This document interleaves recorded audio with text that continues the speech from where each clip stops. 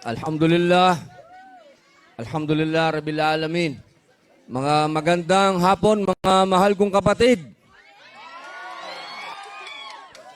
Sa mga kapatid po nating Kristiyano, sumainyo ang kapayapaan. Ako po ay, siyempre, unang-una nagpapasalamat po sa ating Mayora Pacquiao. Maraming salamat po. Siyempre, kay Congresswoman, maraming salamat po. Ito pong pagpunta namin dito, ako po ay, siyempre, kailangan po natin bigyan ng masigabong palakpakan ang Senate President ng Taong Bayan,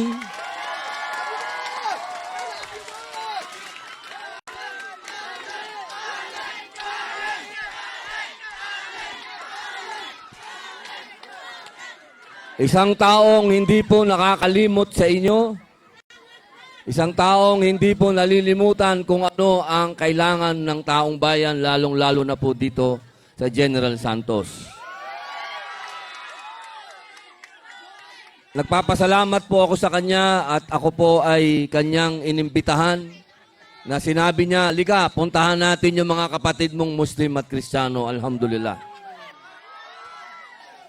Kaya ngayon po, nandito kami, kasama po ang ating idolo, Senator Alan Cayetano.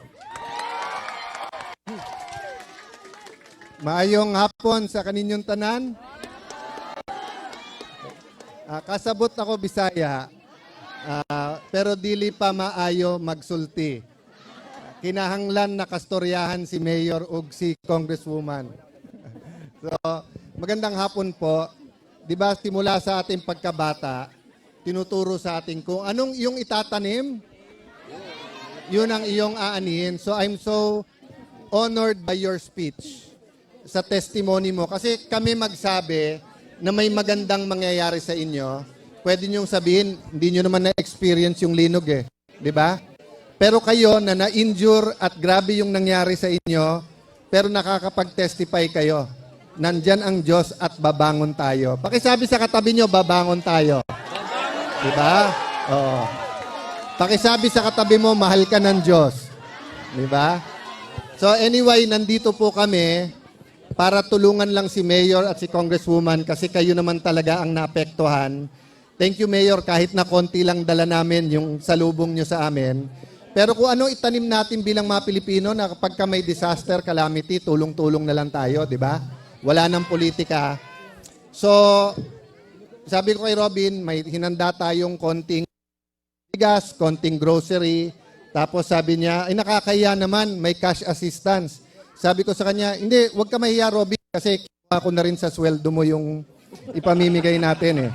No? So, but, yun nga, Mayor, so, bagaman alam nyo naman po, may problema sa legal, si Senator Bato, tumutulong pa rin. Di ba? Si Senator Jinggoy, nasa kulungan na, namiminsipyo, pero sabi sa amin, sama yung anak ko nung unang punta.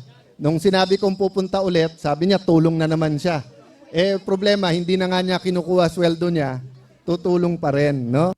So, 10 ng aming mga kasamahan, Mayor, Congresswoman, kung ilan ulit yung nasirang structure?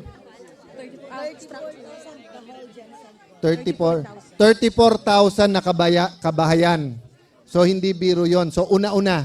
Kasi kung magpapagawa gobyerno, sabay-sabay, hindi naman matatapos, lahat kayo walang bahay. Pero mapagawa nung iba 10, 100, NHA, makapagpagawa ng 10,000, de tulong-tulong po tayo. Tapos yung public buildings, Mayor, ilan ang? Major, 69. 69 major infrastructure natin ang sira, di ba?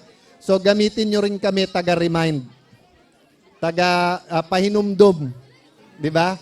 Sa gobyerno na kailangan i-rebuild natin. Sabi nga nila, relief, recovery, reform. So maasahan nyo kami sa reform, maasahan nyo kami sa relief, hopefully makatulong kami sa recovery. So hindi kami magpapakahaba.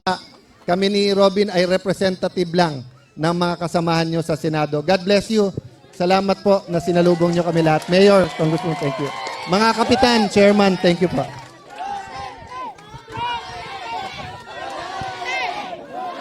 Maraming salamat, Peter.